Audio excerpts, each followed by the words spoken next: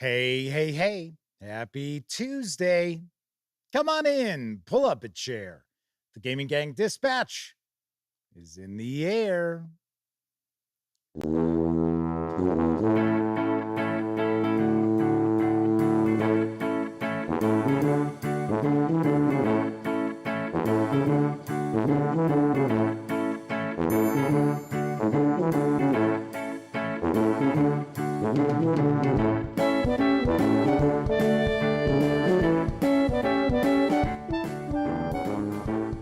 Howdy, gang, and welcome once again to the Duct Tape Studios.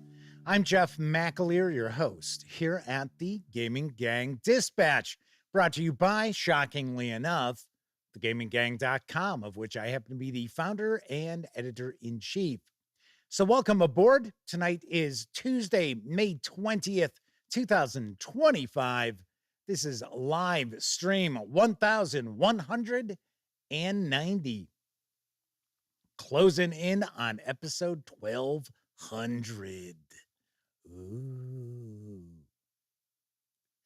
If you're not familiar with the show, let me point out it's super casual around here. We hang out talking about the latest in tabletop gaming news, and then a lot of times I will pontificate on a topic related to the hobby. Tonight, I will actually be sharing 10 fantasy role-playing games that I think people should be talking about more. Now, of course, we're going to talk about games that are out now because I am actually going to give you a peek at these games. But still, these are some various fantasy role-playing games that I don't think get enough love. So there is that. So we're going to talk about that tonight. But of course, first, we will be tackling the tabletop gaming news.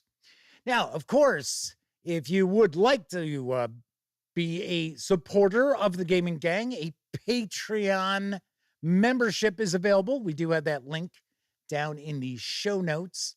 And if you would like to hang with the gang over on Discord, by all means, there is an invite link also in those show notes. Now, of course, when you're not watching videos on the Gaming Gang channel, be sure to visit thegaminggang.com for all latest in tabletop gaming news, reviews, and a whole lot more you are not going to find here on YouTube. Now, come on, you know the drill. Get your geek on at thegaminggang.com. And then, of course, because this is a live show, there is chat available. Now, it's not on screen. It's one of the ways I keep some of the more unusual commenters at bay. And you must be a subscriber to the channel for 10 minutes in order to take part in chat.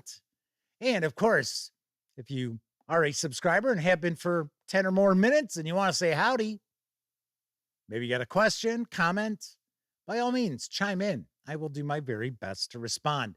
First out the gate tonight is our good friend of the show and chat moderator, the Madman.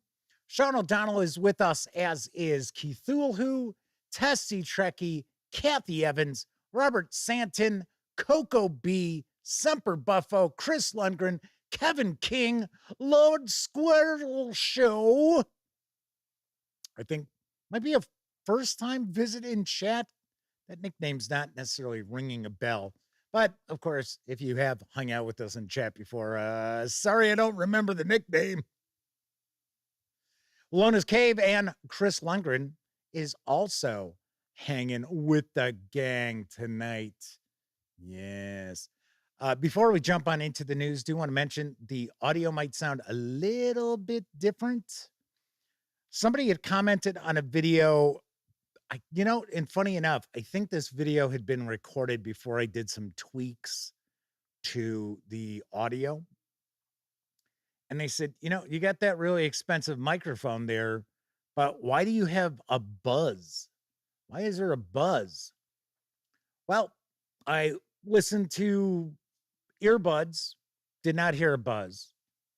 I put some cans on, did not hear any buzz. But for some odd reason, it seems like YouTube is like really kind of like raising the sound level because I actually have a limiter so that I won't clip. And there's supposed to be a limit as far as decibel level that YouTube prefers. So that's what I have set up. And I actually downloaded one of my videos and started to play it. I was like, oh my God, this thing is like blasting. So I've made a few little tweaks. So the audio might be a little quieter. I don't think it should be, but it shouldn't sound, I don't want to say it was distorted. I don't know. I didn't care for the sound, but funny enough, coming out of speakers, both laptop and wireless, it sounded okay. So I don't know if you are hanging out and chat with me tonight. Let me know if the sound is okay. You're like, dude, man, I can't hear anything, man. It's like nothing. No, it's not that quiet, but still, I thought that was kind of weird. So, somebody commented, I was like, oh, I'm going to check this out. Then again, I mean, it could be their headphones. It could be, let's be honest, everybody's laptop speakers suck for the most part. I'm surprised my Lenovo speakers are as good as they are in the laptop. And it's not like something I would sit there listening to music through. But, yeah. Chantal says, you sound fine in my brain. Let's jump on into the news because we got lots of it tonight. Earlier today, AAW Games launched a Kickstarter project to fund Rise of the Drow After the Fall. And here is the scoop. Rise of the Drow After the Fall is a groundbreaking 5e setting and campaign that flips the script on traditional fantasy narratives. Set in the shattered underworld city of Holeth, now reborn as Hopeholm under the control of the Coalition, this tale unfolds not from the perspective of the heroes, but from the so-called enemies, the Drow and Driders left behind in the aftermath of Rise of the Drow. Designed for 4 to 6 characters starting at level 1, After the Fall lets players choose their house, background, and class as they step into a world of political intrigue, dark mysteries, and desperate power struggles. No prior knowledge of Rise of the Drow is required to enjoy this standalone campaign. This epic is presented in 2 essential volumes. After the Fall Player's Guide, which will include character creation, house lore, and setting details. And then there's After the Fall, a full-length adventure campaign spanning the underworld's tumultuous new era, forge alliances, reclaim lost legacies, and shape the future of a broken world, this time from the shadows within. This features an immersive underworld setting. Explore the ruins of Holeth, now Hopeholm, under Coalition control. It's a complete 5e narrative filled with intrigue, betrayal, and richly developed NPCs. Build detailed Drow or Drider characters with dynamic house and social structures, and there are some early backer exclusives and exclusive backer content. So you get early digital access to STL miniatures, side quests, and lore supplements if you're supporting on Kickstarter. Now, there is a Kickstarter video. I will mention it's all music, but it's like a rock tune. No joke. So get ready to jam, everybody. Let's give it a peek.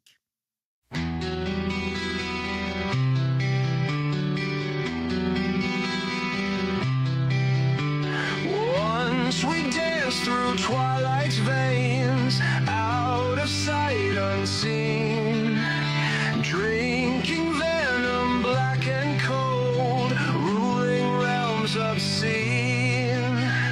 Holeth whispered with our pride under crimson glow.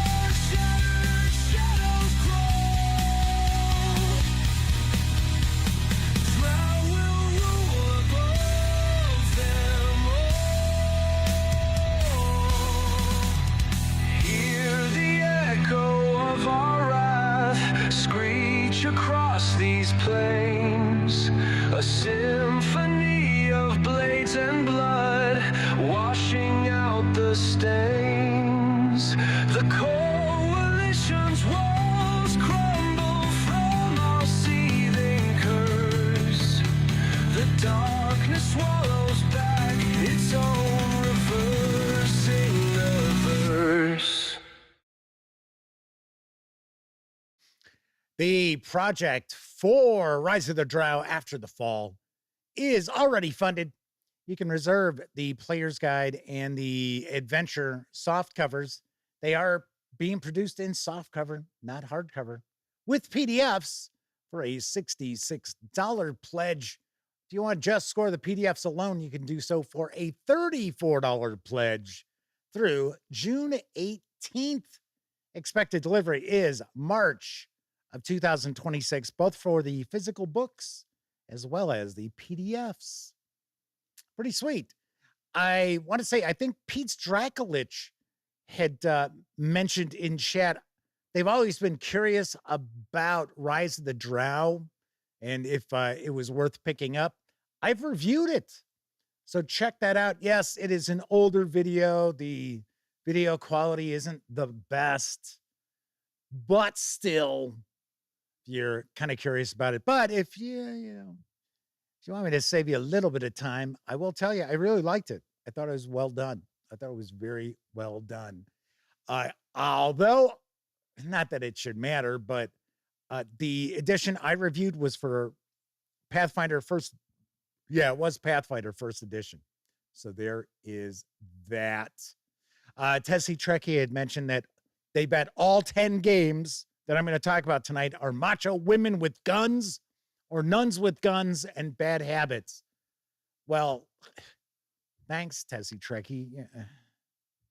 Just, walk on everybody's buzz now. Thanks a lot. Kevin R. Smith is with us, as is Bradley Thorpe.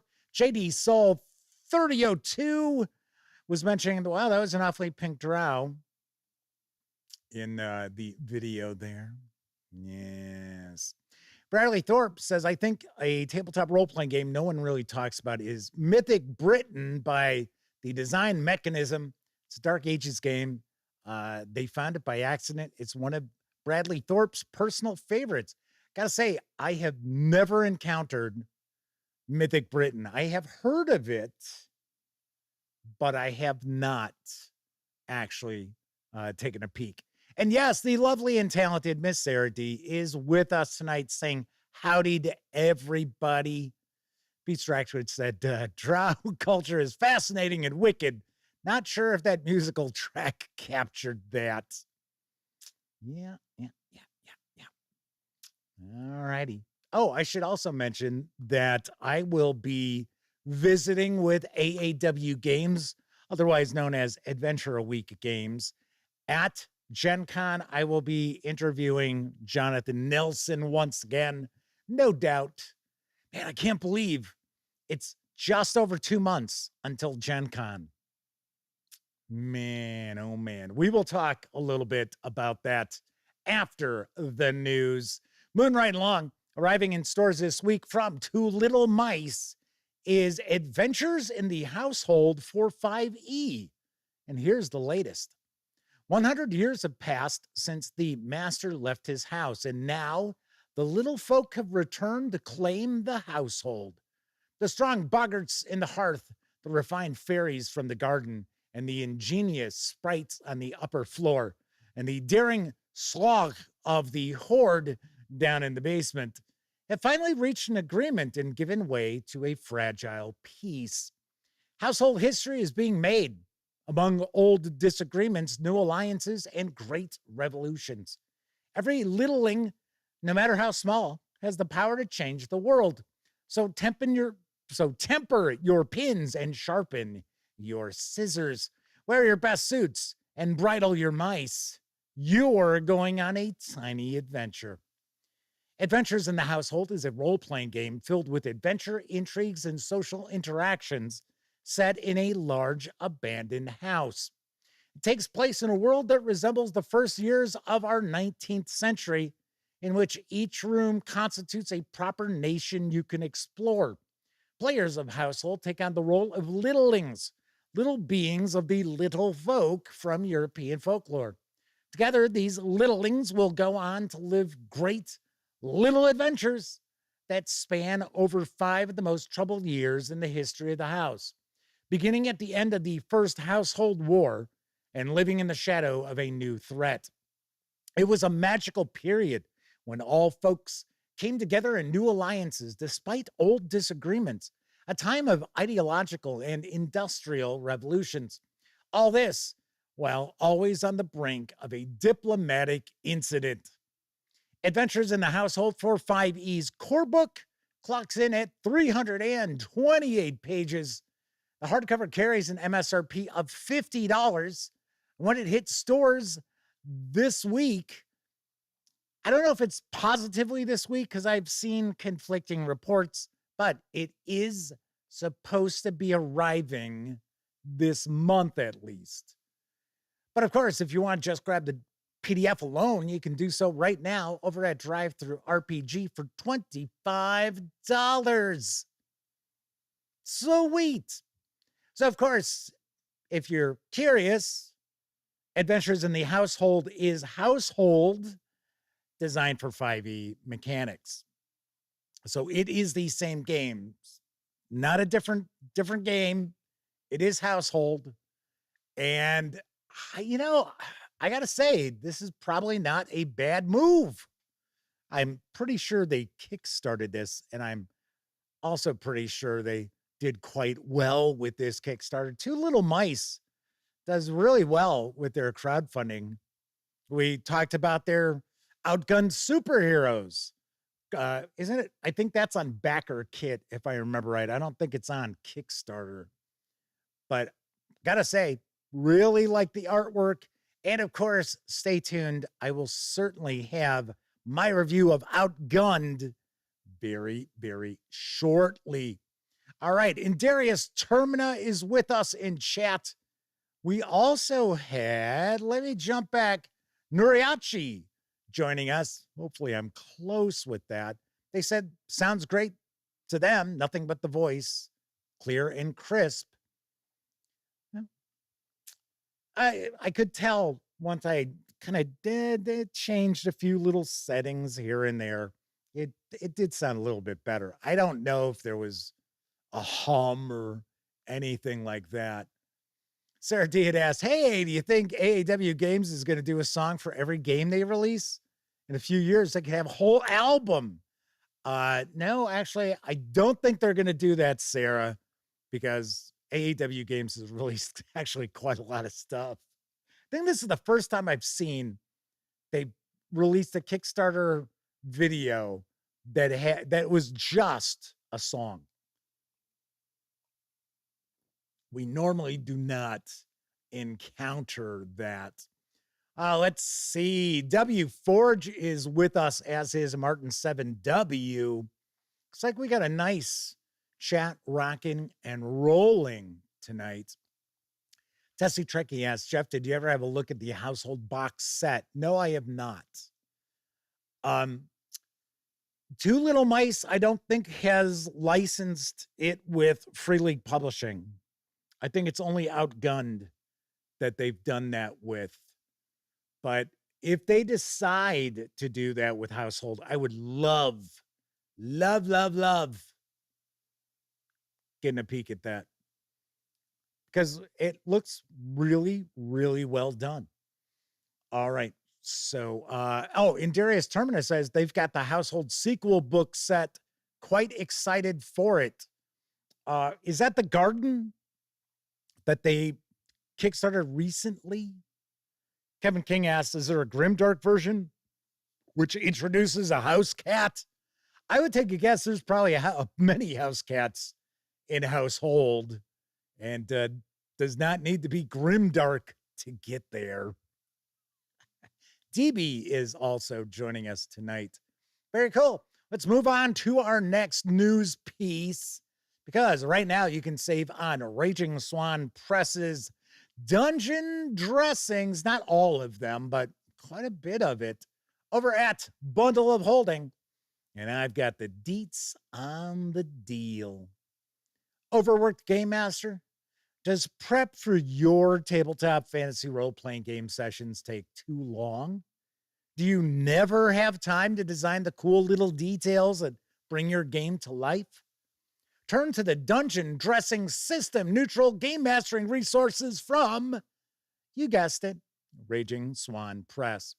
Dungeon dressing is the art of adding small evocative details and minor points of interest to your dungeons, cities, and wilderness encounters. These details help you breathe life into your creation to set the scene and tell a story. Dungeon dressing helps your players suspend their disbelief and immerse themselves in your game. No matter what fantasy game you're playing, add color to every scene with the themed lists, flavorful characters, names, items, and riddles in this all new dungeon dressing bundle of fully bookmarked PDFs compiled from Raging Swan's Dungeon Dressing series. For just $14.95, you'll get all 4 complete compendia in the dressing collection with a retail value of $63.50, including GM's Miscellany Dungeon Dressing, Wilderness Dressing, and both Urban Dressing 1 and Urban Dressing 2. You can pick up this Raging Swan Press Dungeon Dressing bundle through May 28th. So kind of quick deal here.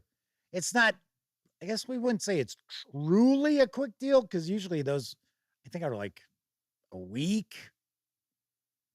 So Indarius Terminus says, yes, The Garden is the sequel. Is that out yet, or is that just hitting backers? Maybe the backers have the PDFs, because I have not seen The Garden with any sort of like sell sheet info for retail yet. So I don't know. Do not know. But I gotta say, Raging Swan Press is another one of those companies I would like to get a chance to peek at some of their stuff from time to time, because it always looks pretty cool. I mean, they've got adventures, they've got settings, they've got these various different dungeon dressings and such. Raven is popping on in, says, oh man, just dropped in. How many games did I miss? Well, you haven't missed any of the 10 fantasy role-playing games. We are still in the midst of the news. We're moving on to the next news piece, because right now you can pre-order Carcass Crawler issue number 5. It's going to be arriving in June. And here's the lowdown from Necrotic Gnome and Exalted Funeral. The official Old School Essentials zine.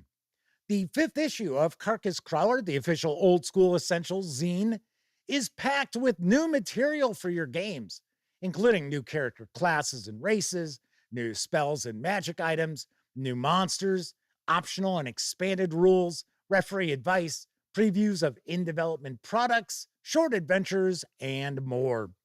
This issue includes new classes and races, 2 new character classes and races, the Changeling and the Ratling. And keep in mind, they are classes and races, so you have 2 entries. So remember, we've got Old School Essentials, Standard Classic Fantasy is the race is class. And then, of course, Advanced Fantasy is, well, you can play it race is class, but you can also play it where race and class are separate.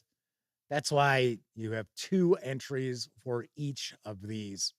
You'll get additional descriptive details around the 9 standard poison types, plus 11 new poison types. Rules for weapons of enhanced or weakened materials, such as silver, bone, and bronze. Tables and minor magical quirks to add flavor to the bog standard +1 sword. Minor magics practiced by apprentice arcane spellcasters known as cantrips, as well as rules for rolling up level 0 normal human characters, either for NPC retainers or for use in funnel adventures, complete with tables of backgrounds and names, as well as 8 new monsters that lurk in freshwater rivers and lakes, and a short adventure where player characters must travel up a chaos-infested river. That's where you're going to probably fight some of those new monsters to save the local village. and it's suitable for use as a funnel adventure for a group of level 0 characters, thus working in those 0 level rules.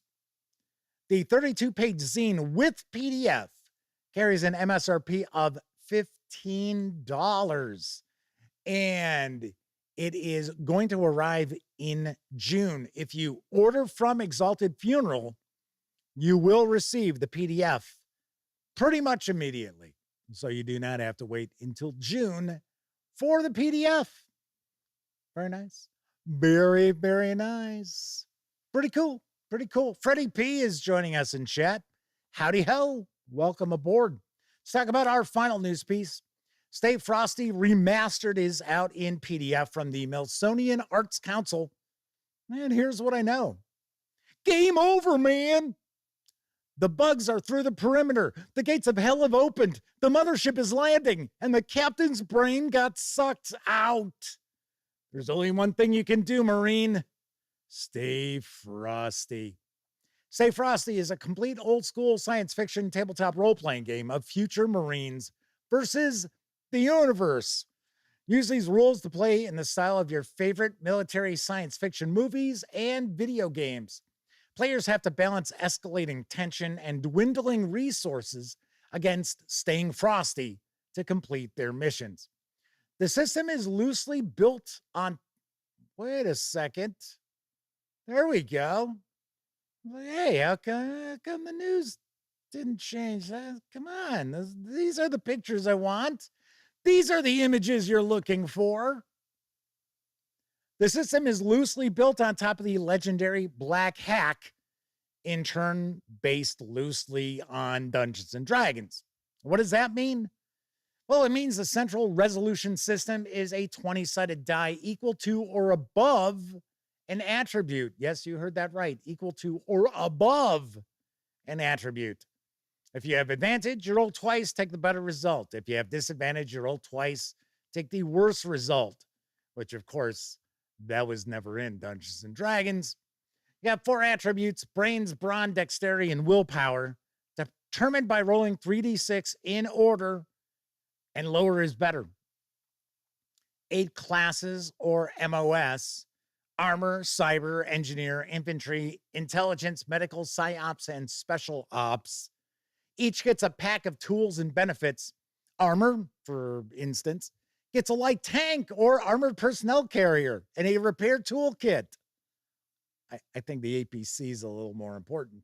And has advantage to operate and repair vehicles, while intelligence receives advantage when gathering information and on initiative when executing planned attacks, and also gets a wrist computer. Some are stat locked. You can only be a spec ops if all your stats are 10 or less, and you get all the best toys and a beret. Roll for rank. On a 1 to 3, you're a private. Get a combat knife and plus 1 hit point per level. On a 4 to 5, you're a sergeant, and you have a swagger stick and advantages on battles of will. On a 6, you're a lieutenant. Get an auto pistol and can gain advantage to a private or sergeant once per encounter. There's a supply die. After using an expendable item, roll the item supply die, and if it comes up 1 or 2, you reduce the size of the die. Yeah, that's from Black Hack. When you roll a 1 or 2 on a D4, that's it. All done. Click, click, click. Psi powers. Roll above your willpower to execute one of the 9 psionic powers. Did you fail? Push yourself. Risk brain bleed. Take damage equal to how much you failed, and cast that power anyway. Level up automatically between missions. Campaign play as standard. Danger die. When the players move between point crawl nodes, enter dangerous areas, linger too long, or rest in a dangerous place, something always happens. Tension builds, clues are found, consumables deplete, effects end, and maybe even things get hot and tension explodes. There's even an included going ape shit table. Yes, you heard that right. There is the going ape shit table. Stay frosty. As the tension rises, so does the frostiness. As a squad gets frostier, they become more effective. But watch out. If tension explodes, you're in for a world of hurt. This 111-page PDF is now available over at Drive-Thru RPG for $19.92. Yes, you heard that right. $19.92, not $19.99. Okay, so it's Melsonian Arts Council, so we know they do good stuff, although sadly, another company I've never had an opportunity to take a peek at their stuff. But I always hear good things. That's why I share news of their releases. And I had also heard through the grapevine that the designer of Mothership wasn't sure if they were even going to make Mothership because Stay Frosty was already out there. How about that? And of course, now this is a bigger, bulkier, buffed up Stay Frosty because it's Stay Frosty remastered. Pretty cool. Pretty cool. Only thing about that I'm not super keen on is the artwork's like, Some of the artwork looked fine, but some of it's, which there's some of the artwork I didn't share is like, really? Don't know. But the reality too is, as long as it's a cool game, does anybody really care that much about the artwork? I mean, I will say there have been some games that just had just god awful art, and it did detract from my enjoyment of reading it, but still. All right, so Semper Buffo is pointing out Free League Publishing is going to be coming out with a new updated starter set with an adventure called Over a Hill and Under Hill. Yes. The One Ring is not on our list tonight. I'll explain. We'll get to that. I'll get to that in a little bit.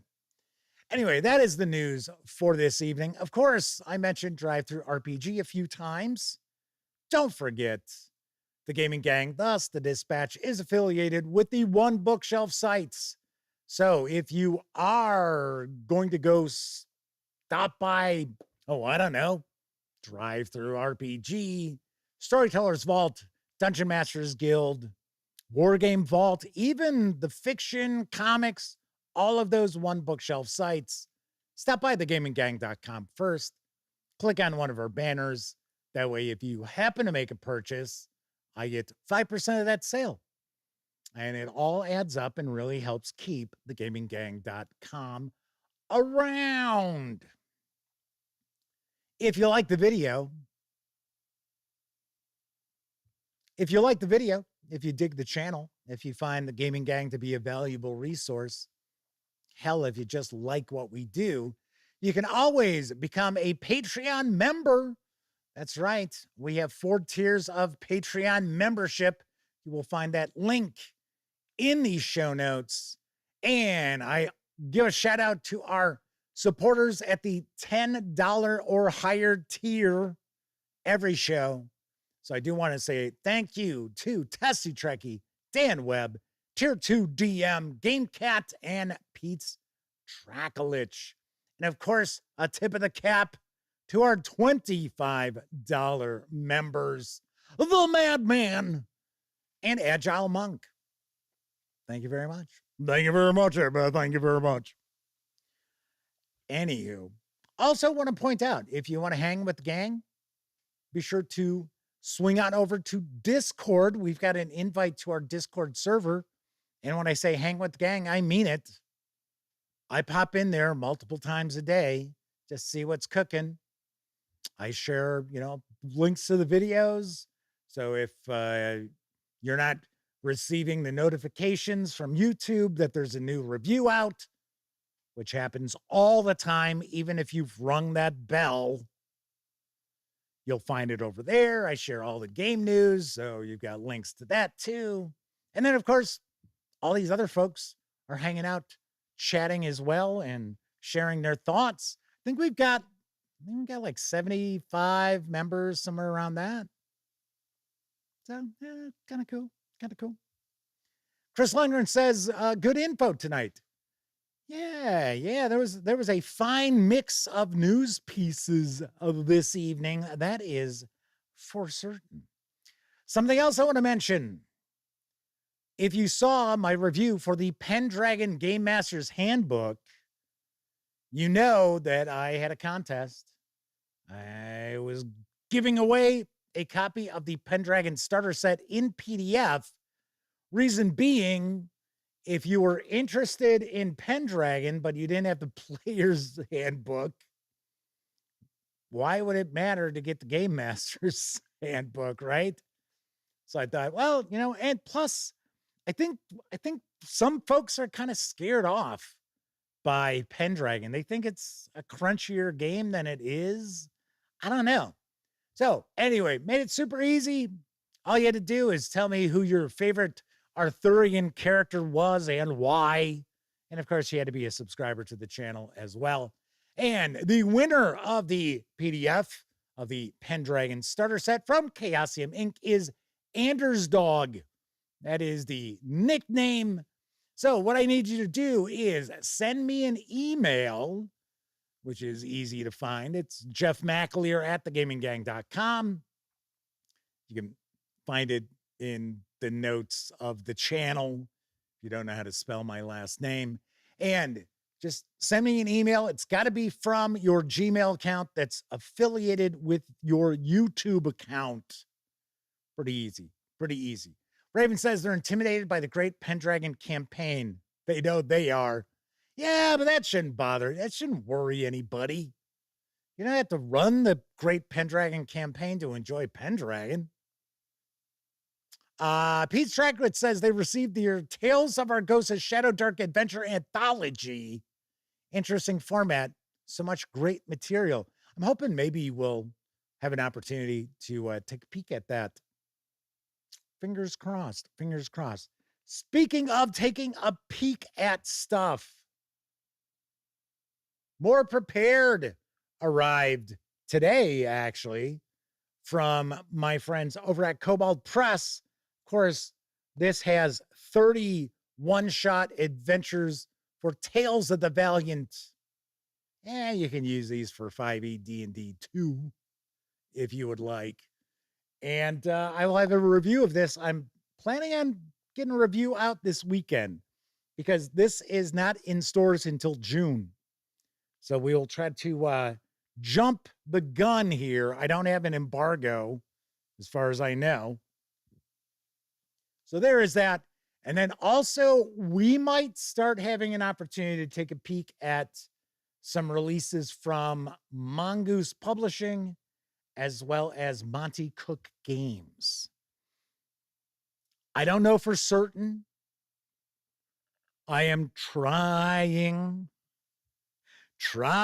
to work things out. Pete Strackwitz says they're definitely going to be picking up More Prepared.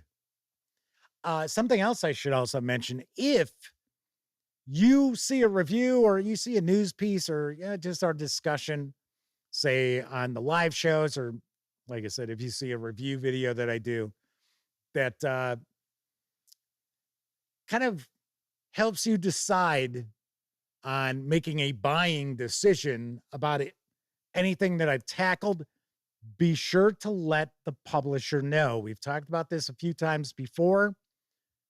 A lot of publishers out there have absolutely no idea how people come to buy their products outside of, well, they visited my website. They couldn't tell you. Now, I'm not saying everybody, but a great many of them.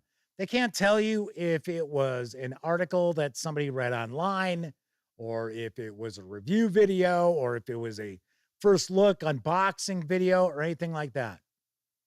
So when you let the publisher know, hey, I saw Jeff on the Gaming Gang do a review of this, that's why I bought it, or that helped lead me to buy this, then they sit there and they realize, oh, hey, people watch Jeff's videos, spend money. Because funny enough, there are content creators out there who have way more subscribers than I do and have way more views than I do. And their audience, they're not buyers. They're browsers. I mean, it's true. It's absolutely true. So, there's some people that watch content creators who they know their reviews are always going to be, oh, this is great. Those reviews don't incent anyone to buy anything. Most people tend to watch that to get an idea, what does this look like? Not to really find out if it's any good. Freddie B says Cubicle 7 responded really positively when they told them about their Wrath and Glory purchase. I would hope so. Shadow Doll says, I guess I better get a hold of TS, AK Vaunus. Yeah, I always forget it's TS. Funny enough, I was going back and forth a little bit with TS over on Blue Sky today. And because I did a trio of Wrath and Glory reviews over the weekend that I shared. It was a Wrath and Glory weekend plus, because I had 3 reviews and there's only 2 days in the weekend. So I shared the third one on Monday, yesterday. So I sent him the links because I had noticed, because usually Cubicle 7 will at least repost my Zeet, since it's not Twitter anymore, it's X, so I call it Zeeting.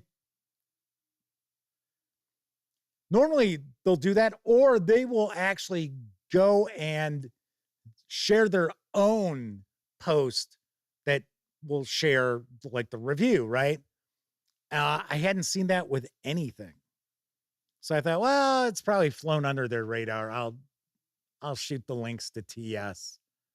And TS had said, remember I said we'd talk a little bit about Gen Con. He said, wow, I can't believe Gen Con's just a little more than 2 months away. And I guess Dominic McDowell is planning on being there this year. So I will interview Dom. And because it was funny, because TS said, yeah, I think Dom's going to be there this year. So of course I responded and I said, oh, so you're just going to pawn me off onto Dom, huh? Because last year I interviewed TS because Dom didn't come over from Ireland, right? So anyway, but I was like, wow, you know what's so funny? Just yesterday, I was thinking the same thing. I was like, oh my gosh, I can't believe Gen Con is a little more than 2 months away. And my brother is trying to convince me to go to Comic-Con out in San Diego because we've got press passes again. And I'm like, man, I can't afford it. Greg, I can't do it. I can't afford it. And he's like, well, I was thinking of paying for the hotel room. And I still really can't swing because it's not cheap going out there. It is not. I mean, we go out like for dinner and we would have like a burger and a large draft beer, and it's like $45 because everywhere around the convention center jacks their prices sky high. And then, you figure that's just one meal. It's like, whoa, geez. Anyway, so if you are on our Discord server, I shared some items that I have up for sale. Not really seeing any, I don't know. Somebody had said, hey, Jeff, I'd really like to know if you could do like a buy-seller trade channel on the Discord. And I said, yeah, okay, sure. Then they posted something. I don't believe they got any messages, and then they quit the server. It's like,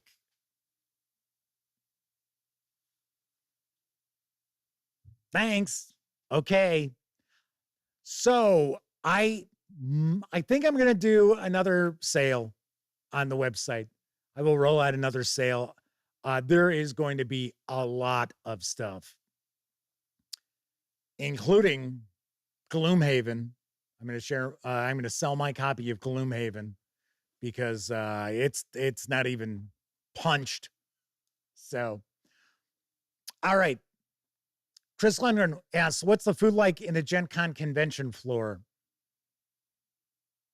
Like any convention center. I I might get a like a hot pretzel. What they've done the past few years is they've done a Gen Con cup. So it's about yay tall, but it's thin. It's it's like a thermal cup, and it's got artwork on it. And the cup is, I think it's like normally $22. And then your refills on it. I'm trying to remember if they were $1 or if they were $2. And I'll get that and use that. Normally, if we're staying close enough, which this year we will, we're going to be right across the street. I'll just have like 2-liter bottles in the fridge at the hotel. And then I'll have, like a big gulp kind of cup and then pop over and refill in that. Because, $5, $6 a shot for 20-ounce soda every time you're thirsty. No thanks. Kevin R. Smith says, yep, kind of the same at Gen Con, but everything's probably more expensive in San Diego to begin with. I'll tell you what, with Gen Con, I have never encountered really serious price gouging with the restaurants. Now, we don't tend to eat like right there. Now, we might go have a burger at Dick's Last Resort one night. I know when the Madman came and met Elliot and I, we were at this one place that I hadn't been to before. Well, I take that back. I'd been in there to have a couple of beers, but I hadn't eaten there. And I didn't think the prices were insane. I mean, the reality is now anywhere you go to eat out is way more expensive than it ever was before. And it's funny. I took my mom out to lunch, and her lunch was, before like her soda and stuff like that, it was like $14.95 just for her lunch. And she was like, oh my gosh. I'm like, well, that's how it is nowadays. I'm like, the $4.99 sandwich ain't around anymore. So, Pete Stryklitz says once their credit cards are paid off, they'll be making it to Gen Con regularly, most likely in 2026. Let's see. Man says food trucks at Gen Con they went to were pretty good. Not as expensive as they'd anticipated. It's weird. I just have that concept of the roach coach in my head from years and years ago. I worked at a couple of places where at like lunchtime they had, it wasn't affiliated with the companies I worked for, but at lunchtime, a couple of roach coaches would come in. I know. I get it. They're not roach coaches by any stretch. It's just ingrained. Just ingrained in it. So there is some discussion about Daggerheart. Dave Thumivore, I don't know if that's how his name's pronounced. I know who you're talking about. Says he's giving away his special copy of Daggerheart if you join his newsletter. I guess it's according to Pete Stryklitz that is Daggerheart. It's a deluxe set in a chest. All right. Okay. Chris Leonard points out they bought some Witcher stuff from me. It was excellent. Yeah, if there's any dings or anything like that, I let you know right up front. And the reality is those little dings and dents were there before I got it, if there are any. But if something isn't in pristine condition that I'm selling, I let people know in the listing. So, anywho, all righty. So there is that. Stay tuned. I don't think it'll be this weekend. It'll probably be next weekend. I will roll that sale out. There will be loads and loads of board games, war games, role-playing games. Might even unleash some epic encounters, box sets of miniatures and stuff. So everybody's talking about newsletters. Get a free monthly this or monthly that. I'm not selling anything. Well, outside, I just told you I'm going to set up a sale for used stuff, but I am not outside of the Knights and Magic rules, which I don't promote ever. They're just on the website. You can order them, but I don't have a newsletter because I'm not sharing. I don't have any news about myself to share.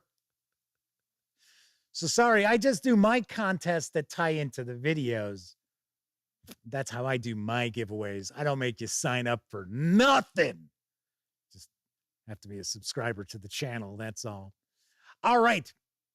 So we are going to talk about 10 fantasy role-playing games I believe people should be talking about more. But before we get into that, I think it's time for a brief intermission.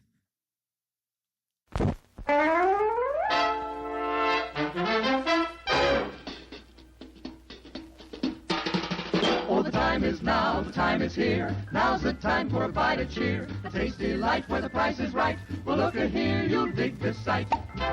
The moment's handy for a piece of candy. Just name your brand, they're all so grand. Hey, what do you think of a nice cool drink?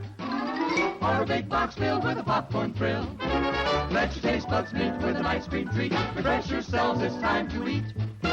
So come on, folks, let's join the band as we all head for the refreshment stand.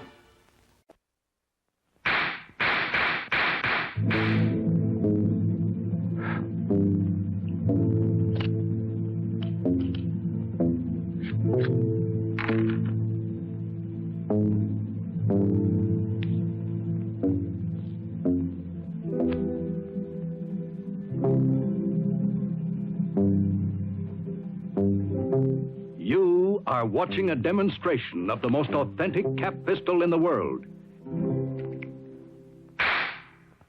It has exclusive fanning action and shoots safe shooting shells with greeny stickum caps. The gun and hip-slung Mattel holster are specially made for a fast draw. All of Mattel's shooting shell fanners and holsters carry the true stamp of the Old West.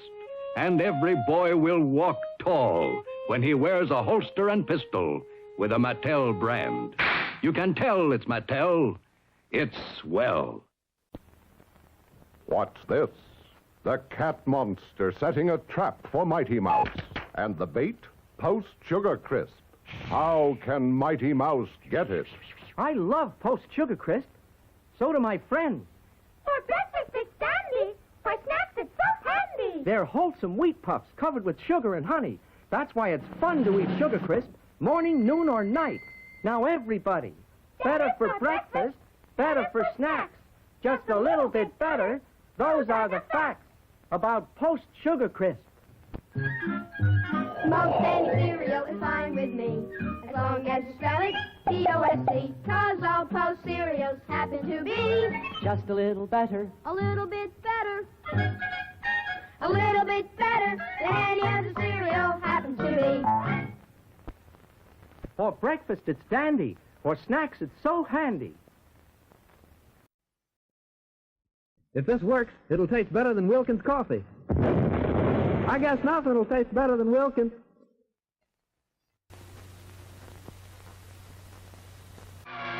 Eight. See 10 tons of animal fury leap from the screen. Hey, look!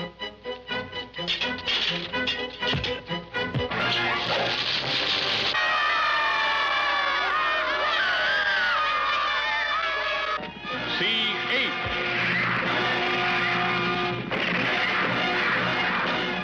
C giant ape defy jaws of great white shark.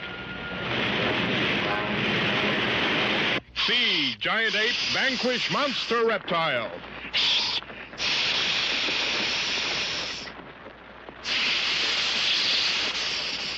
C ocean liner demolished.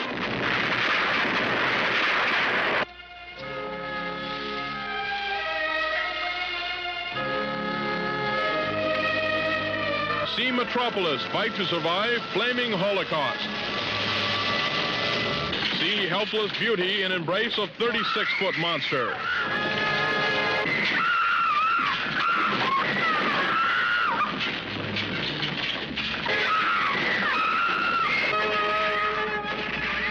C8.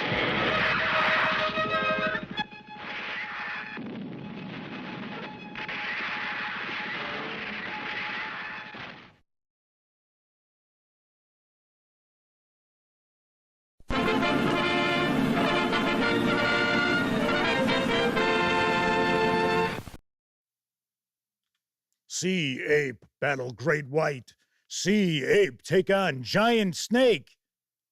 Here's 8 minutes of a makeout scene. Not 8 minutes, 8 seconds of a makeout scene. Sea ape burned down village. It's like, what the hell's going on? And yes, Martin 7W says, no, I will not confuse that with King Kong. Yes, DB, it did come out in 1976. Obviously enough to try to ride the tail of King Kong, which the critics disliked intensely. And they didn't like Ape either. So there is that. Game Cat is with us. Welcome aboard. Good to see you. All right, so tonight I wanted to talk about 10 fantasy role-playing games that I think people should talk about more. I just don't really hear people talking about these. So I am going to discuss quickly, because we are going to be taking a peek at 10 of them, why I feel these games should be on your radar. And we are going to go in alphabetical order. And of course, there are probably going to be games that I have reviewed that you'll be wondering, well, geez, how come Jeff didn't include that in the mix? Yeah. Some of them are obvious. Like, I wouldn't include Dungeons and Dragons or Pathfinder or The One Ring or there was another one that I thought right off the top of my head. I'm like, oh, no, I mean, come on. Everybody knows about this stuff. So anyway, Chris Lundgren says it's Jeff's channel. That's why. Oh yeah, that's another reason too. So first off, we're going to kick off with Basic Fantasy from Chris Gonnerman. Now they are on their 4th edition of Basic Fantasy, which pretty much scrubbed the open game license stuff out. And Basic Fantasy, I don't know why we don't hear more people talk about this, because in an age when so many people are concerned about price with the hobby, everything for Basic Fantasy is absolutely free. Yes, JD Soul 3002 Pathfinder. Yes, that's what I got a vapor locked on. Yes, Pathfinder. Everybody talks about Pathfinder. So no, not that I have anything against Pathfinder or Paizo Inc. I just don't feel that Pathfinder falls into the category of not getting enough attention. Doomed Colonist is joining us once again in chat.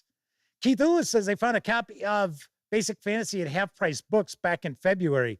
Well, hopefully you didn't pay too much for it. Because my opinion, the times I've been in Half Price Books, their pricing is way out of whack. Way out of whack on used stuff. Now, if it's stuff that they, it's overstock or liquidation, yeah, I'm sure you're probably getting a fairly decent deal. So as far as Basic Fantasy, it is an old school vibe with more modern mechanics. And this game is designed to be learned by newcomers in about a half hour. And if you have experience with role-playing games, specifically older editions of Dungeons and Dragons, it'll take you all of maybe 10 minutes to figure it out.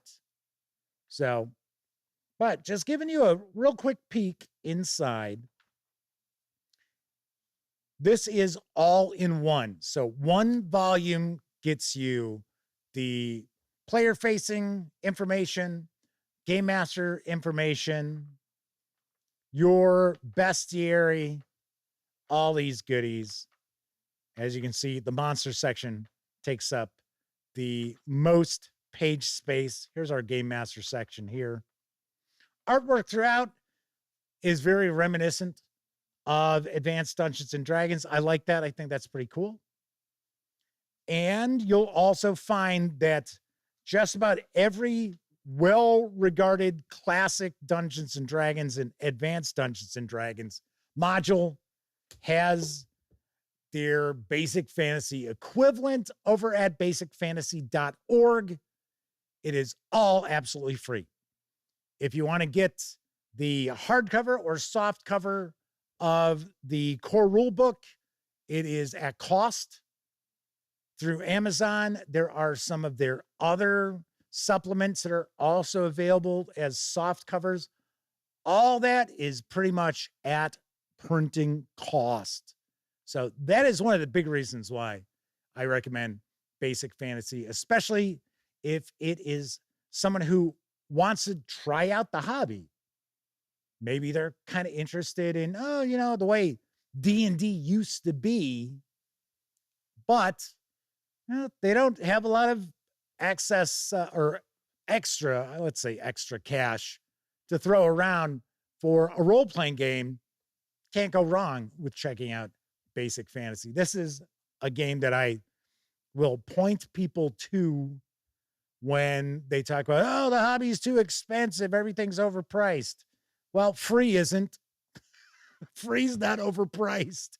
And of course, if you want the physical items, it is at cost. All right, next up.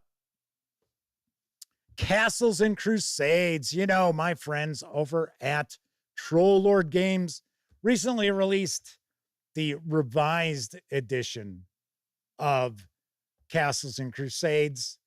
And another game that has an old school mentality with more modern mechanics as the approach.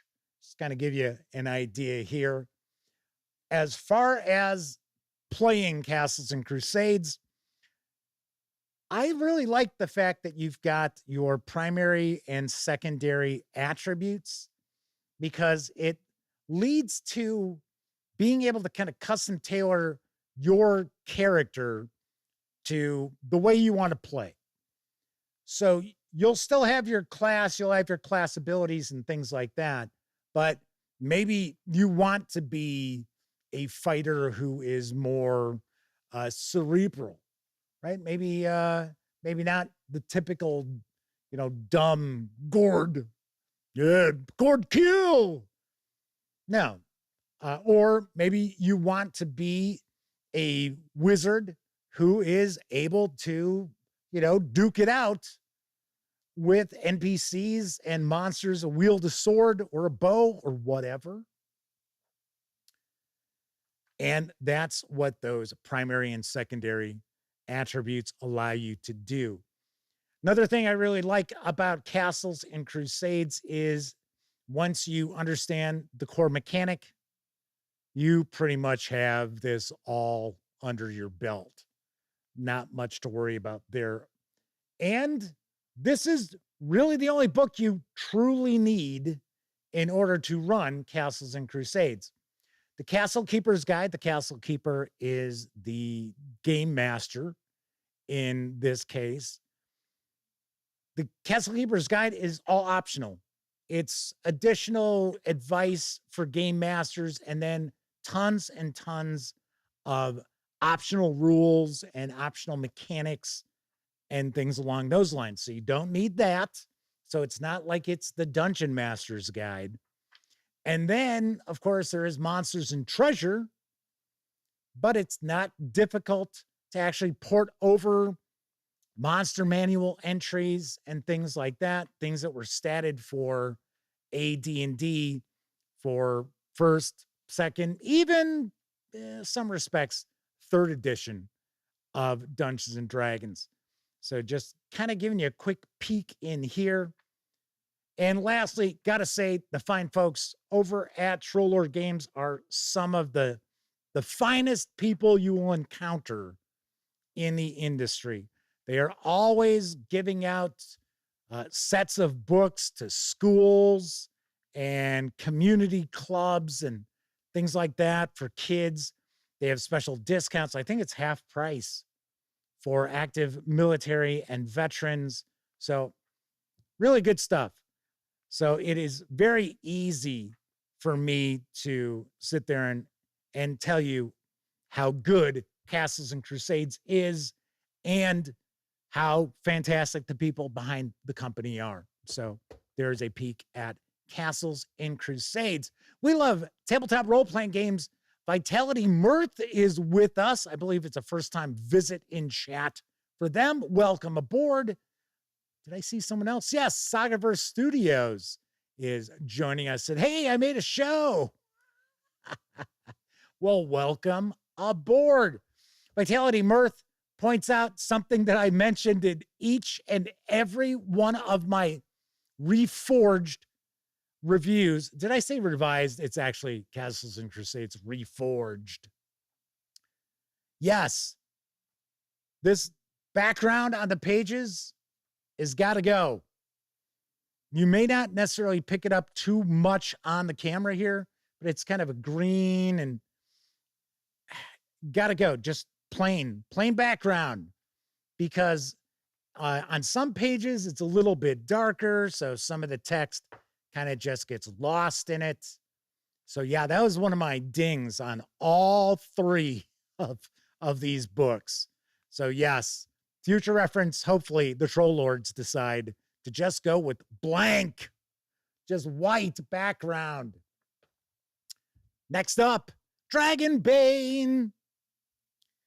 So Dragonbane was kind of new hotness for a while, and everybody was, all excited, and it came out. Everybody loved it. We've had a couple of hardcover supplements come out, and then that's it. It's like, what? I was like, what? It's like, what? I don't get it. I do not get it. And yes, I understand Dragonbane is based on a Swedish role-playing game that's been around since the 80s. Aren't there published adventures that they could just translate to English? I don't get it.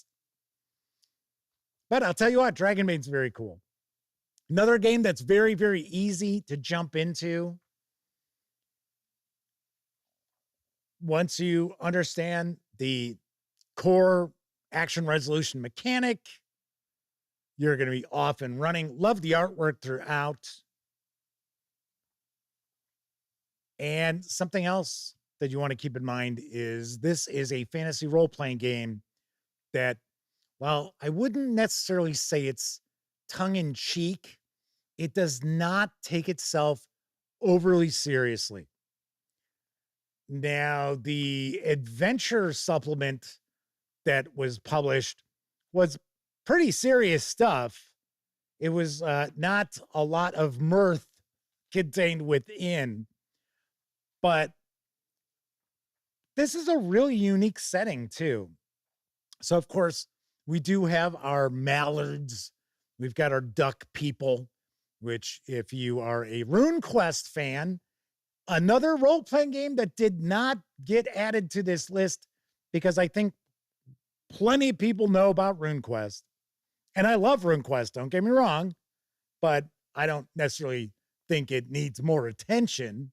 Well, it probably could, but still, a lot of people know about RuneQuest. Dragonbane, maybe not so much. Maybe not so much. One thing that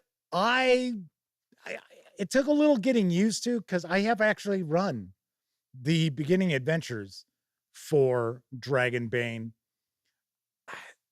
At first, I thought the lack of having initiative for combat, where you're not rolling dice, that it's, actually a deck of cards, I thought wouldn't go over too well, but you know what? My gang was fine with it. They were okay. So just taking a peek through here. And this is not from a starter set. So this comes in a box set. I believe nowadays there is a hardcover of Dragonbane that is available as well. I can't tell you for certain that it's out. I think it is, because I know you can get just the PDF of Dragonbane, but the box set came with the rule book, an adventure book, cards, dice, and all the rest. Very nice. Very cool. Like I said, I think more people should be aware of Dragonbane. Okay, so I'll give you an example.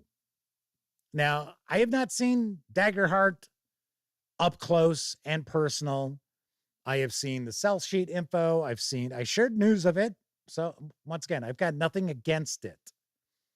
But I will tell you, for myself personally, without even seeing Daggerheart, I would enjoy Dragonbane probably 10 times more than Daggerheart. And honestly, I'm sure there are a lot of folks out there who are really excited about Daggerheart that would probably enjoy Dragonbane more too. So I'm just saying, Dragonbane needs more love, more attention. More people need to be talking about this. And Free League Publishing needs to release more stuff for this, damn it. Yes, I know there's some third-party releases, but still. All right, next up. From our friends over at Columbia Games comes Harn. Harn Master is the game, but Harn Master does not come as a hardcover. Harn Master comes as a stack of pages that have been hole punched for you to put into a binder. That's how Harn World was designed.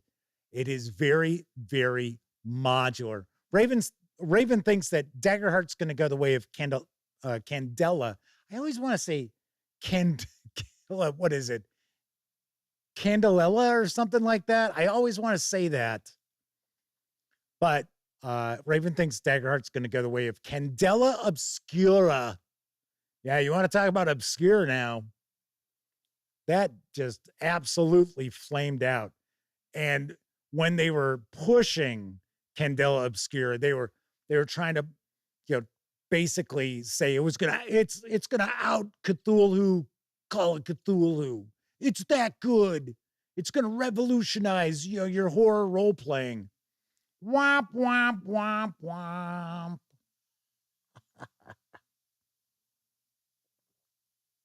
So I got nothing against it. It's just,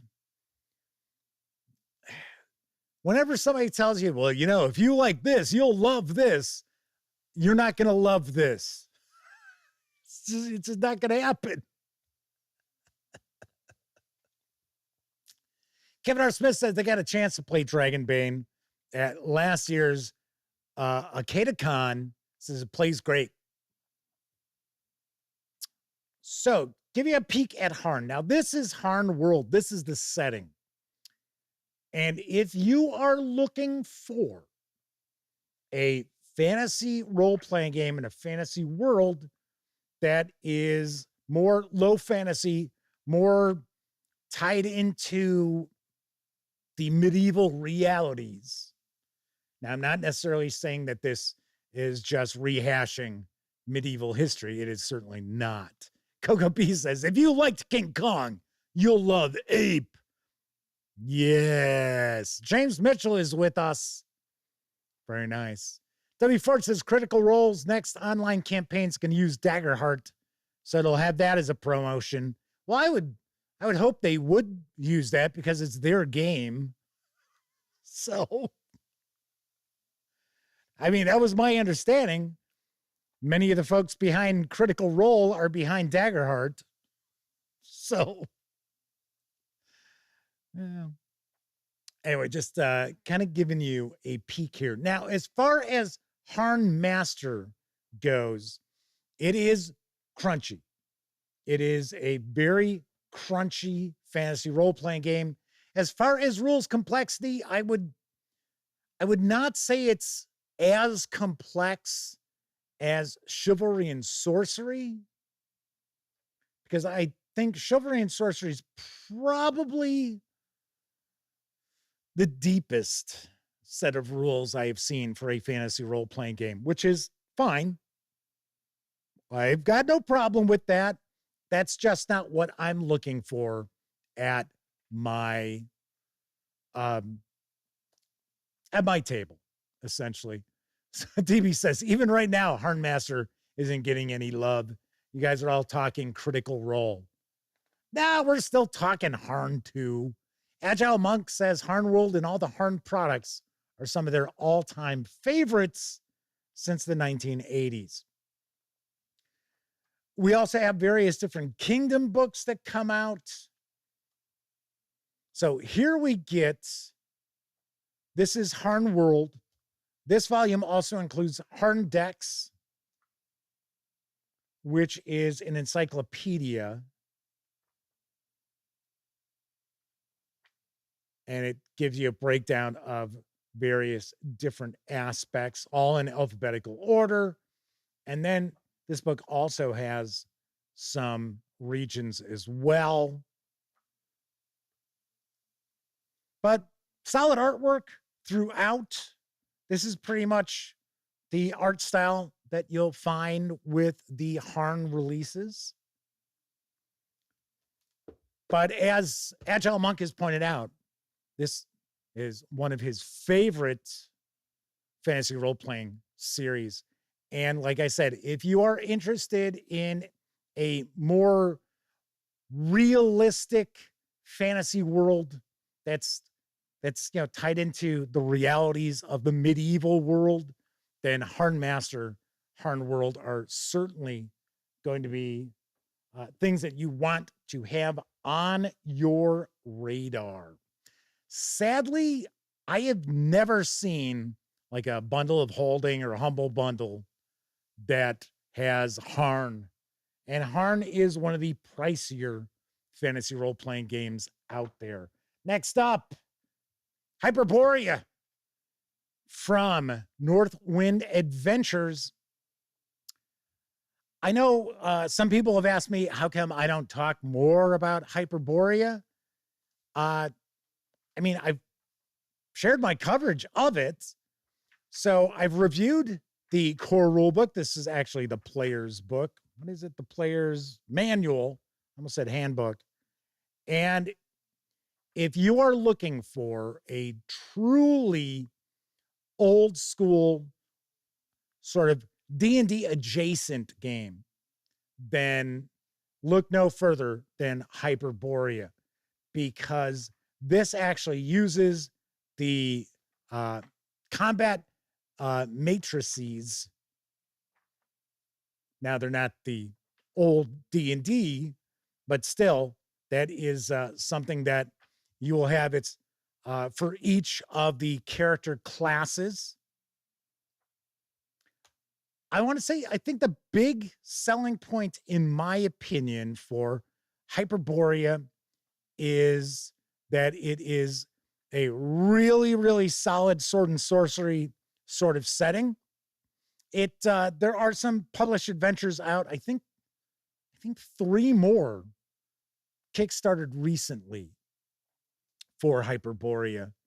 And at launch, because this is essentially the 3rd edition of Astonishing Swordsmen and Sorcerers of Hyperborea, want to say that was the original title. Sedate Man is with us in chat. Welcome aboard.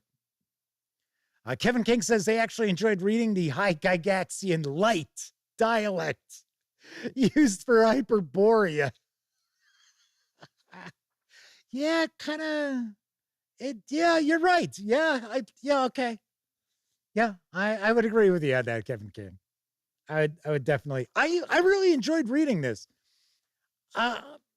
I dinged it a little bit because it recycled some artwork from previous editions of the Astonishing Swordsmen and Sorcerers of Hyperborea. And like, I'm not really a fan of the combat matrices because I just like things to be a little simpler than that. But all in all, nicely done. So if you were maybe in the market for a game like Osric, which we've already talked about, the Kickstarter going on. I think it's on Kickstarter. I don't think it's backer kit. Maybe it is. The crowdfunding program that's going on for Osric for the 3rd edition.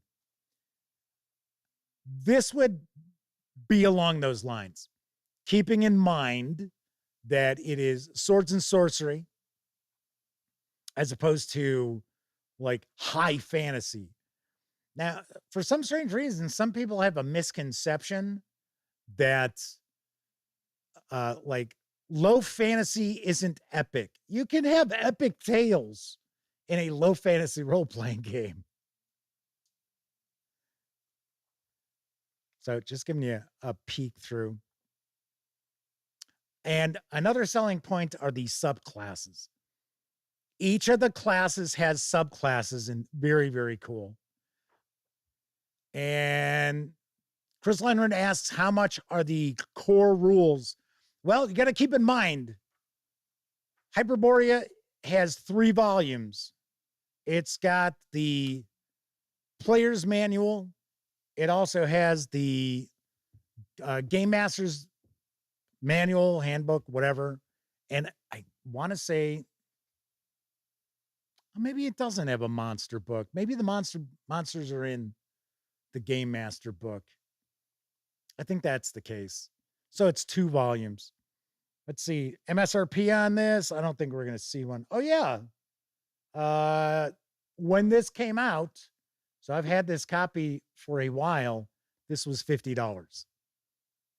So Sedate Man said the subclasses are what drew their players in. DB says just 2. Thank you. Yes. I forgot. For some reason, I was thinking there was a monster book. But no, there is not. It's not a separate monster book. Okay. Next up, another fantasy role-playing game that I think deserves just more buzz, more discussion. And a lot of people who've played it absolutely love it.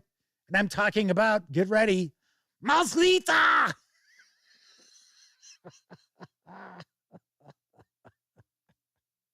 Come on, you knew I was going to have to pronounce it that way.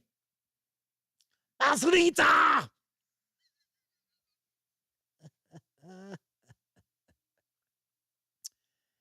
So, Mouse Ritter is from Losing Games. Let's see. Games Omnivorous. That was the one that I forgot. As well as Exalted Funeral. So, I got this as part of a box set for Mouse Ritter. And this is a Sword and Whiskers role-playing game. So, you are playing as little mice.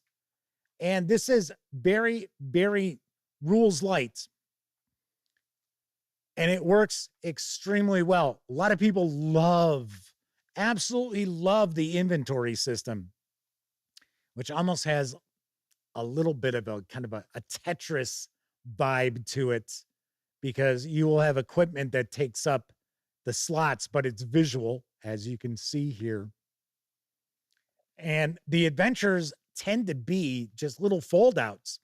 So for the most part, the adventures that I have had an opportunity to take a peek at are not plotted adventures. They are adventure locations, and then they have their keys telling you what's there. It's going to give you the different factions and different things that could be encountered in that locale, but it's never, okay, if this happens, this happens. If that happens, this happens. If that happens, that happens. None of that. And as you can see, this little book is packed. It really is jam-packed. I'm surprised. Now, maybe it exists and I'm just not aware of it. I am surprised that we don't have a fantasy role-playing game that is a hack of Mouse Ritter. I'm just really, really surprised because I think it would work so well as a fantasy role-playing game where, you know, you're not playing as mice and you have your traditional roles and so forth. But what just an absolutely wonderful release Mouse Ritter is. By all means, check out my reviews. In fact, everything we have taken a look at so far, I have reviews of. So Chris Leonard says, wasn't there a box set for this? Yes, I just mentioned I got this in a box set. Chris, just not paying attention.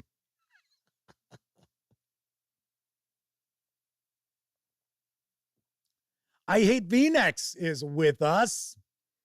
Let's see. Crooks44 is popping on in. I believe this might be a first-time visit for Crooks44 with us live.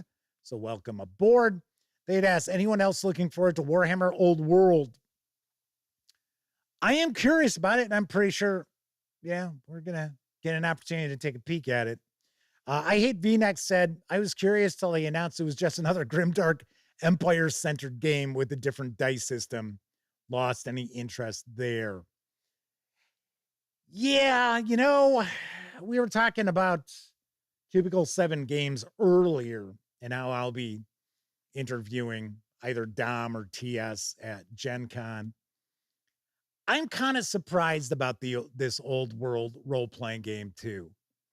That I would have thought that maybe they would just do an offshoot of Warhammer Fantasy Roleplay, just with the different setting. Yeah, I don't know. Sean O'Donnell says Cairn is based off Mouse Ritter. I thought the only thing that I saw with Cairn that's built off of Mouse Ritter is I think they do encumbrance the same. Because now I don't know about the latest edition of Cairn, because didn't they roll out a second edition? But I saw the first edition of Cairn, and it's all of 8 pages. It's hardly anything. So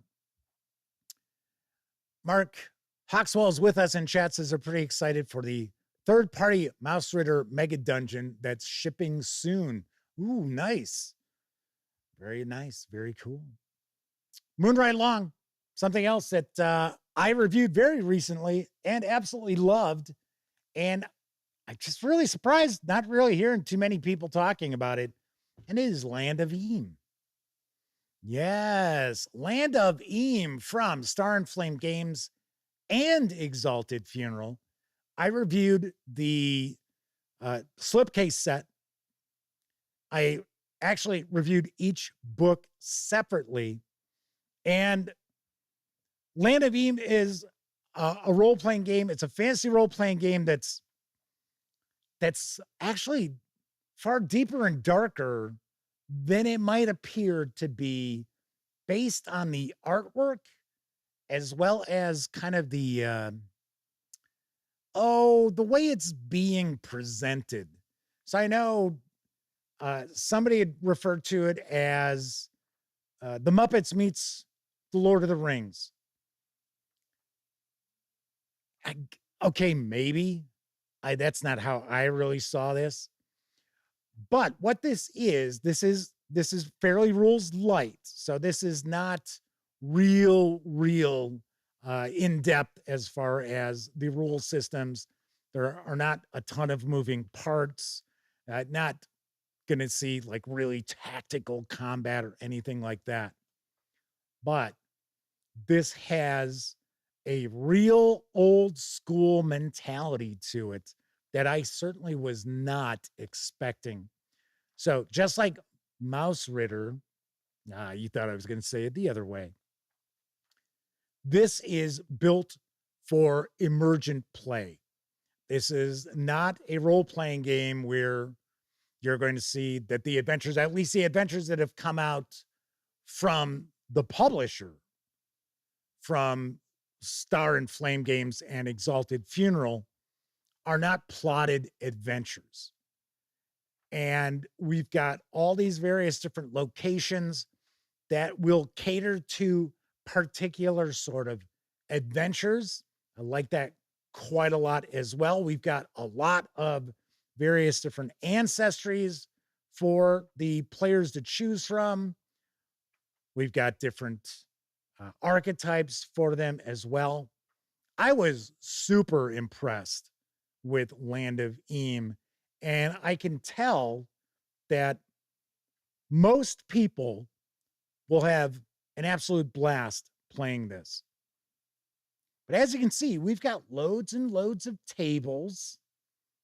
Once again, something that is a tenet of old school.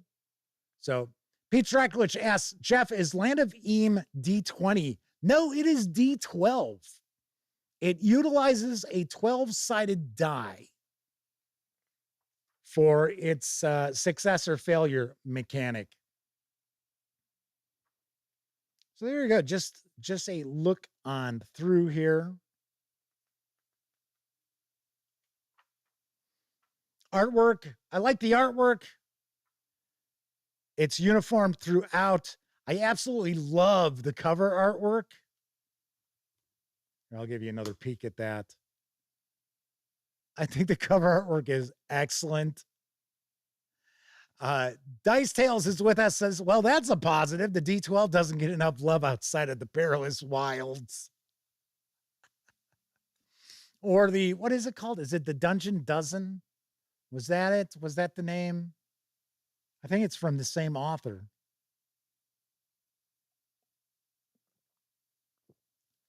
I hate V-Neck says, yeah, I love that cover.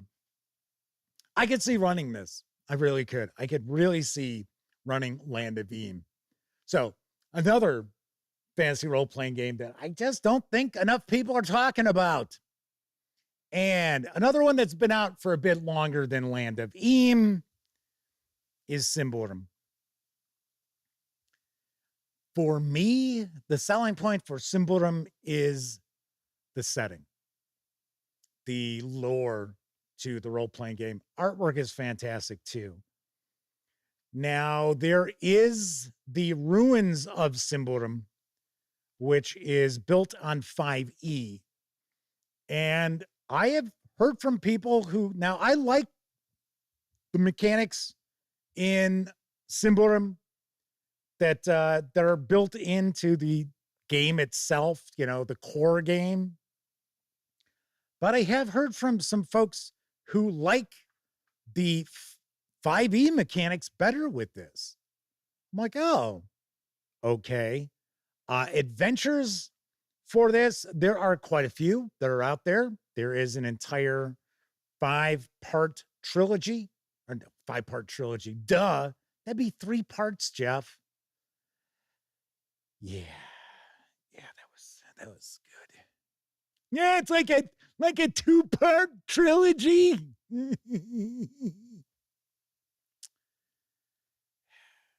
I meant to say campaign. So there's a 5-part campaign, The Throne of Thorns, and Sammy has reviewed it. If you are interested in checking those reviews out, they are written reviews. She liked it quite a bit. And this is not a grimdark role-playing game. This is a game where the big bad has been defeated, but at great cost.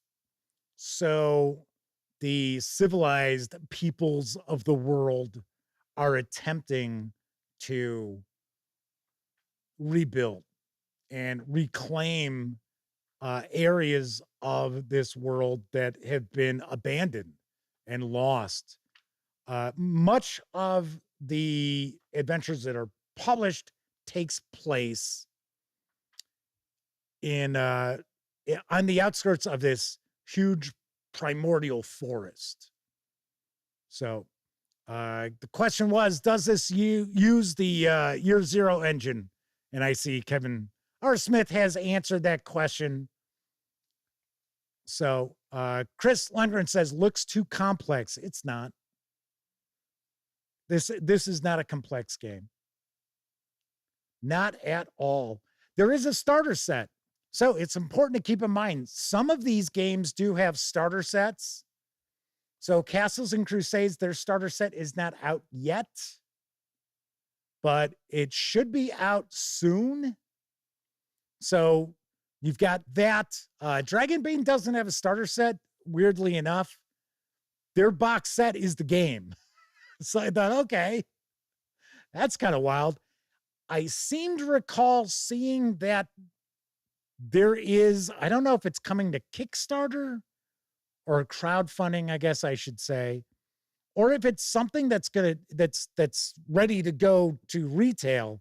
But I could have swore I saw something about Land of Eam going to have a starter set, which I thought, wow, that would be very, very nice. Symborum has a starter set, or Symborum, I guess I should say. It has a starter set, and we will also talk about another couple of games in just a moment that have starter sets. W. Forge says, also lost in the shuffle is Forbidden Lands. I got to be honest, and we talked about Forbidden Lands, and Forbidden Lands has been brought up in the past as far as fantasy games that I think kind of got lost in the shuffle. Thing is, I think Free League is kind of checked out on that. And yes, I get it.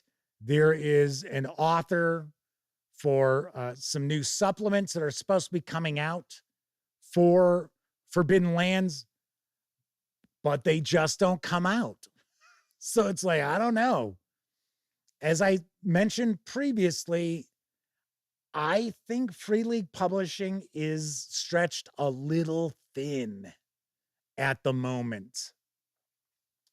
So I don't know. I like Forbidden Lands. I really enjoyed it. I gave it a really nice review score. It was featured in my favorite games of the year it came out. And then it got a few releases, and then we didn't hear anything. And then it got a couple of releases. One of them was a bestiary that was pretty cool. And then once again, it kind of went back to... Dicel says kind of abandoned once Dragonbane came out. Actually, it was kind of abandoned before that. But like I said, and I think it's the author of the game has said that, well, they've got new supplements that they've completed. They're ready to go. I don't know. Kevin R. Smith says, yeah, it's possible they got so wrapped up in licensing stuff that their own games are suffering a little bit. Anyway, so here's a peek at Symborum. Another excellent fantasy role-playing game. Very unique in its approach, very unique with its setting. And I like this quite a lot. The question was about this being complex, and it looks like I think Kevin R. Smith also pointed out that no, it's not real complex. Something else you got to keep in mind. People will ask, well, how complex is this? I guess in those situations, I should ask, well, what games do you feel are complex, right? Because for some people, AD&D, that's not hard, right? And other people, it's like, oh, geez, Black Hack. There's a lot to the Black Hack you need to remember. It's like, okay. All right, next up, this is a pretty new release, but I really think it deserves a lot of attention, and that is Tales of Argosa from Pickpocket Press. This is another sword and sorcery sort of role-playing game. This has an old school vibe to the proceedings as well. Something that is a huge selling point for Tales of Argosa, which is essentially the new edition of low fantasy gaming. But there are lots of adventures out there which were published for low fantasy gaming. There's some adventures that are out there right now in PDF and print. I have shared 2 reviews. I've got one more review on the horizon for the trio of adventures that Pickpocket Press sent along to me. But another game that is more about immersion play. Now, there's a little more plot to the adventures that I've reviewed, but still they are adventure locations. They are not, okay, this happens and this happens and that happens, this happens. Hey, jump on board, everybody. Time to take a ride on the railroad. Not at all. So this is a D20 game, and you are looking to roll equal to or less than your stat, your attribute, when you're looking to achieve something. Now, combat's different. Combat, you're using more of a traditional D20 sort of resolution. But here we've got the natural 19. And a natural 19 can lead to critical hits, additional damage. This is such a cool game. I am so happy I had an opportunity to review this. And one of the things that I thought was pretty funny is if you follow the Gaming Gang and you have seen some of the episodes where we talk about building our own fantasy role-playing game, some of those ideas are in here. I was like, wow, how cool is that? That there's actually somebody else out there who's kind of on the same wavelength of what I'm kind of leaning towards that I think would be really cool. So I was really blown away by that. I thought that was really wild. But artworks are out, really cool, very nicely done. And this is pretty much just a 1-volume book. Pretty much everything you're going to need is in here. It's got really good information on how to build your own monsters too. I thought that was very, very nice. Sarah D is heading on out. Thank you for joining us once again, Sarah. Hopefully we see you tomorrow. But as you can see, this is really, really well done. And I guess this is the offset printing edition that I've got, that I keep having people ask me if I'd be willing to sell. And I'm like, no. Because I guess it's a little bit different than the print on demand that you can get over at Drive-Thru RPG. But still, this is probably, if I were going to run a sword and sorcery role-playing game, if that's the focus I wanted, I would be running Tales of Argosa. No doubt about it. This would be my go-to. All right, got 2 games to go.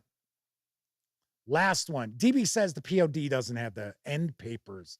Yeah, because it's kind of cool because your Game Master screen is here and there, and that's it. I mean, you could run the game from those 4 pages because it's really everything you need right there. All right, next up, Tales of the Valiant. And, funny enough, there are some folks out there who have the misconception Tales of the Valiant is just simply D&D, that it's sort of a 5.5 edition that Cobalt Press came up with before Wizards of the Coast came up with their 5.5, because there are some changes within that were also changed for the new edition of Dungeons and Dragons. But I've got to say, if it was a toss-up between playing current D&D, Dungeons and Dragons 2024, and Tales of the Valiant, I would go with Tales of the Valiant. And it's not necessarily because of its mechanics, because mechanically, very, very similar to Dungeons and Dragons. Some of the classes are a little bit different. We have different ancestries and stuff like that. Yes. But for the most part, we do find that game-wise, play-wise, pretty similar in its approach. Now, one thing that you will find is, for the most part, your classes will get something at each level. So I don't seem to recall there being too many just kind of empty levels as far as Tales of the Valiant goes. But this is the player-facing book here. And some people dislike the artwork. I'm fine with the artwork. I mean, yes, a lot of times it's relatively stagnant like this. Okay, throwing dice. Not all of it is, though. It's usually pretty uniform as well. There you go. Kevin King says something I was just about to mention. I was just going to say it a little differently. Kevin King says Tales of the Valiant is more pleasant to read than 5.5. Yes, I was going to say I enjoyed reading this. I enjoyed reading the 3 books. And it's, I don't know, maybe this would be weird to say, but to me, it seems to have a warmer tone to it. So Doom Colonist is talking about The Witcher, that they never resumed development on it, that they had mentioned that there's a new book in the works. Now, one thing with Artelsorian Games, they've got a new fantasy role-playing game that I think it's out. And it looks to be fairly unique. I remember sharing a news piece about it. And I want to say it's Cody Pondsmith is the writer / designer, what have you. So it's possible that they've maybe backed off The Witcher a little bit. So that is a possibility. Something else you want to keep in mind too is when a game company licenses an IP from somewhere else, they may have a limit to the amount of content they can create for it, and they will certainly have a limit to the number of years that license is going to run. So it is possible that CD Projekt Red, that's who I believe owns the rights to The Witcher, I think that might be coming up. So somebody must be talking about, there we go, Riverbank. I saw Kevin R. Smith talking about the anthropomorphic animals cozy RPG. Yep, that is Riverbank from Cobalt Press. It is its own thing. It is just its own thing completely. So no, I do not believe that Cobalt Press is going to walk away from Tales of the Valiant or anything like that. Now, something else that's also important, and this would be why I would be playing or even running Tales of the Valiant over Dungeons and Dragons 2024, and that is the Midgard setting. Midgard is one of my absolute favorite high fantasy settings out there in role-playing game land. It is very cool. It's got a lot of very interesting regions that are very unique. There's a vampire kingdom, and the underworld is very well thought out. There's a campaign that takes place in the underworld Empire of the Ghouls that I reviewed. Absolutely loved it. We'll say pretty linear in parts, but still, all in all, really, really cool. So yeah, to me, that is the selling point of Tales of the Valiant. That's why when they released that Labyrinth book, it was kind of their multiverse book. I was like, hey, wait a second. I'm like, you guys better not be moving away from Midgard. I'm going to be mad. They're not. So, hey, once again, if you tuned in a little bit late, speaking of our friends over at Cobalt Press, More Prepared arrived today. This is going to hit stores in June. This has 30 one-shot adventures for Tales of the Valiant. I'm going to hope to get my review of this out this weekend. But yeah, just peek through the player's book. So this is another fantasy role-playing game that you only need 2 books. So the player's guide and the Monster Vault. There's also a Monster Vault 2 that is on the horizon. So Kevin R. Smith said, presumably Midgard is one of the worlds of the Labyrinth. Yes, it is. But yeah, I had asked some contacts over at Cobalt Press, hey, are you guys like leaving Midgard behind? And they were like, oh no, God no. I'm like, okay, all right, just making sure. In fact, the old Margrave that I just reviewed is set in Midgard. So I was like, yay. All right, so let's talk about the last fantasy role-playing game that maybe just doesn't get enough recognition.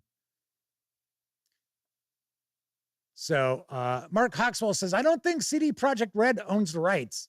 I believe the book author only sold the rights for the video games. You might want to take a look because CD Projekt Red is on the cover of all of the Witcher releases. And if they did not own that license, they wouldn't be on that book. But I don't know. I mean, like I said, it's been so long since I did my review for the Witcher books. Anyway, Warhammer Fantasy Roleplay. You know, I love Warhammer Fantasy Roleplay. I like the system. I like the mechanics. All in all, they're percentile based. Okay, they're a little tricky because we got those success levels and momentum that people have to kind of wrap their heads around a little bit. But once you understand that, this is pretty easy. Something that's also important is combats don't drag on. So combat is highly lethal. So you are not going to have a combat that runs 45 minutes unless your players make it drag out that long trying to figure out what they want to do. But this is set, of course, in the world of Warhammer fantasy. Of course, there was some discussion about Old World a little bit earlier. And like I said, I'm kind of surprised that Old World isn't just simply going to be an offshoot of Warhammer Fantasy Roleplay 4th edition and just utilize the same mechanics. I got to be honest, I I don't think that's a great move by my friends over at Cubicle 7 Games. But you know what? They've done okay for themselves making their own decisions. So I might be completely wrong, but I'm hoping we don't see too much of an abandonment of Warhammer Fantasy roleplay, because a lot of people really love this. There's a lot of content out there for this. There is a new volume that's going to arrive shortly. I'm sure we'll get an opportunity to take a peek at it. It is, what is it? Swift Fingers, something Deft Fingers. But I did a news piece about it, obviously enough. And that is, I think that's coming out next month, if I remember correctly. So I figure we'll probably have an opportunity to take a peek at it. Deft Steps Light Fingers. Thank you, I Hate V-Necks. I knew it was Deft something fingers. You know, if I didn't talk about so many games, maybe I would remember the titles a little bit better. Crooks44 says this is a bit of a challenge for newer dungeon masters. I agree. I would also agree. Yes, DB says their dwarf guide is coming out soon. Yes. Chris Lundgren says, wow, they thought Dungeon Crawl Classics would have been on the list. No, a lot of people talk about Dungeon Crawl Classics. The Dungeon Crawl Classics isn't hidden anywhere. So far more people know about Dungeon Crawl Classics than Tales of Argosa and Masquita. So, and once again, you got to remember, the games I shared tonight are 10 fantasy role-playing games that I just think need more attention. More people should be talking about these. Doesn't mean anything negative about any role-playing game that did not get any sort of coverage. Also got to keep in mind, I share news about Dungeon Crawl Classics, but you know, Goodman Games doesn't send me stuff. They sent me the Jack Vance box set, and I shared my reviews, and then, I mean, they didn't do any, they didn't share them with anybody through social media or anything like that. And I was like, you know, and I liked The Dying Earth. I thought it was really well done. I think it captured the essence of those pretty nicely.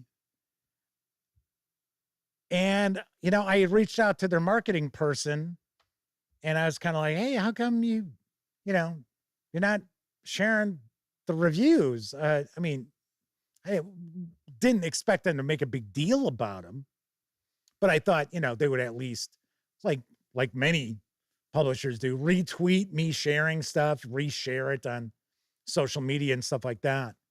And I ended up getting an email from Joe Goodman saying, well, you know, our job isn't to promote you. I was like, what? I'm like, I'm not asking you to promote me. I'm like, you guys sent me a review copy. You would think you'd want people who follow you to know about it. I was like, okay. I Hate V-Nex says they'll die in the Age of Sigmar Soulbound Hill any day of the week. It's gotten way less love than Whiffrip ever has. Also want to mention there is a starter set for Warhammer Fantasy Roleplay.